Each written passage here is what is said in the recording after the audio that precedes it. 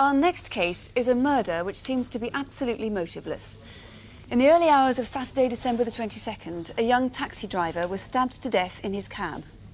He lived in Stoke-on-Trent with his wife and 2 children under the age of 3. It seems likely that whoever killed Steve Johnson also lives in or near Stoke, but the information police need to find him might of course come from anywhere in the country. Steve loved spending time with his children, and we begin our reconstruction at the site of an old ruined castle, which is a popular place for family outings, just outside Stoke-on-Trent. Look at that. Look at them lovely fields. They're great. Steve Johnson was a kindly, unassuming young man.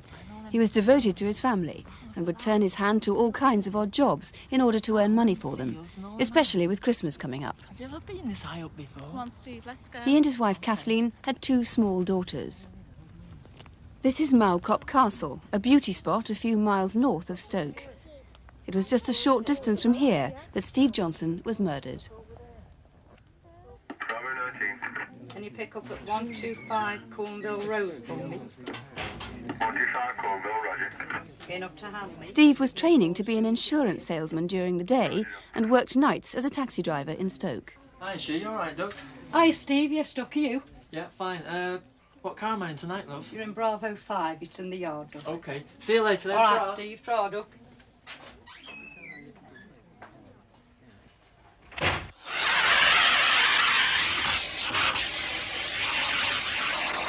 Steve was a very likeable man. All the staff got on with him well. He didn't come in until about 9 o'clock in the evening, and when he came in, he'd always say to you, "I've just put the 2 girls to bed." And he always seemed as if he did that before he come to work at night times. The cab looked like many of the taxis in Stoke, except that only 7 cabs in the city have this distinctive red and black logo on the doors. Passengers may also remember the tiny portable TV he often took with him.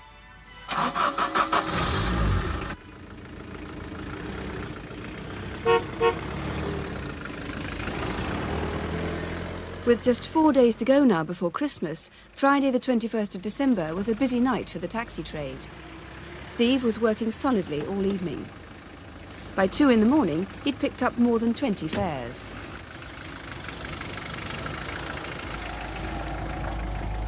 His last identified fare was at around 3 in the morning when he drove this young woman home in the Longton area of Stoke. A dance club called Shelley's is near there. Shelley's is packed tonight. Yeah. He may have picked up a passenger on his way back past Shelley's, but by around 3:15 a.m. he was heading in towards Hanley in the city centre. Bravo 5. What's Hanley like? No cars, no people. Hanley steps, Steve. About 5 minutes after that, he radioed in to say he'd picked up another fare. Bravo 5, she. Bravo 5, Steve. Hanley to Packmore. Roger. Roger.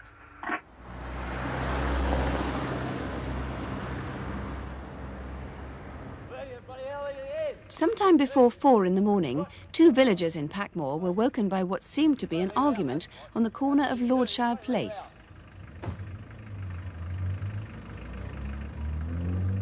No one knows whether this man returned to the cab or whether there was another passenger in the taxi as it drove off in the direction of Mowcop.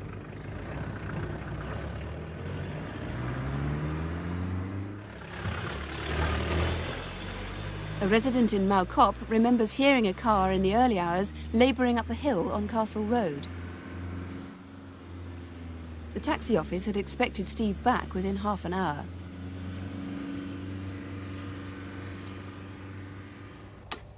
Bravo 5, Steve.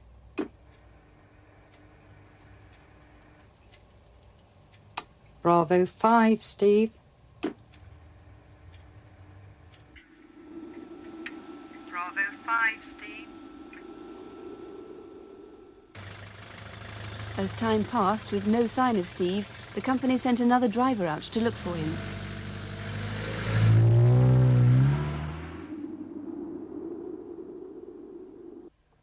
Five, Steve, if you can hear me, give me a ring.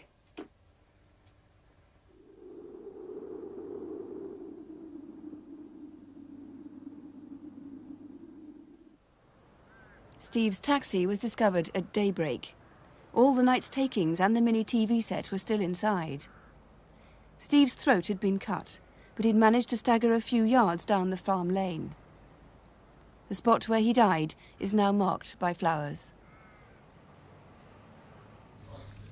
Well, Mr. Ravenscroft, nothing was stolen from his cab. What could the motive for this really horrible murder possibly have been?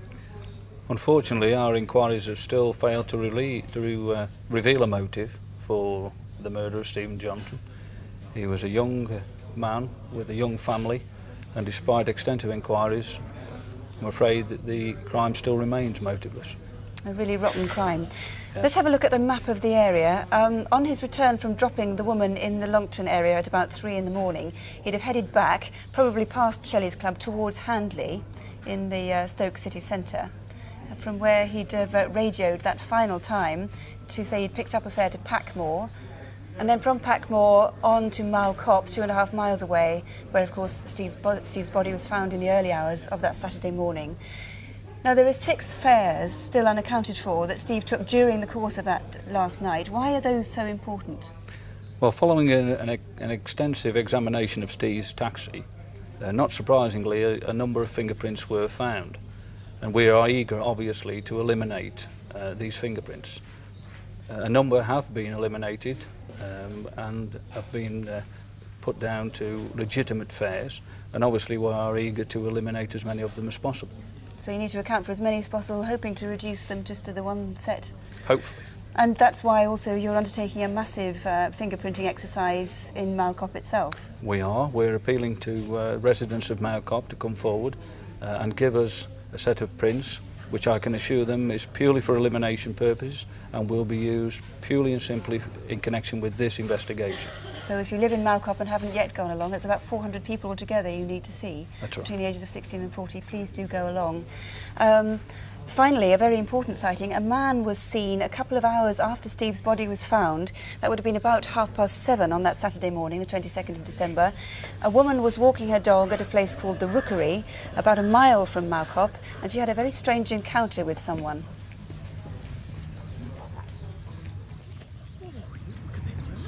Is it the morning after the night before? No, it's much worse than that. She gave you quite a detailed description, didn't she, of that man? Yes, she did. As you say, this is an interesting sighting. He's described as wearing a cream or off-white shirt and what she describes as good quality blue trousers. He was a white male, aged about 30, and the particular thing that she noticed was his mousy hair was dishevelled as though he'd been out all night. She also noticed that he appeared to have scratches on his cheeks and what appeared to be blood stains on the left upper part of the shirt.